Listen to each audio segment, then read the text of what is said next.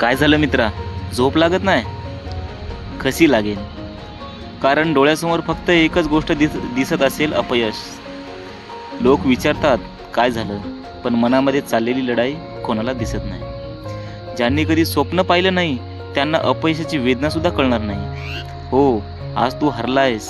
कदाचित तुझ्या मित्राची निवड झाली असेल आणि तू मागे राहिला असेल. पण एक गोष्ट लक्षात ठेव, सूर्य रोज उगवतो, कारण त्याला माहिती असतं की कालचा अंधार कायमचा नव्हता. तसंच आजचा तुझा अंधारही कायमचा नाही.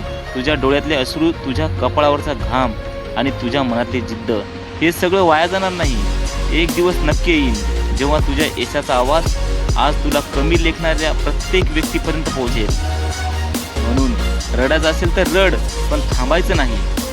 थकलास तर थोडा विश्रांती घे, पण स्वप्न सोडायचं नाही. कारण ज्यांनी अपयशाला हरवलं, इतिहास त्यांच्या नावाने लिहिला गेला. आज मी हरलोय, संपलोय असं नाही.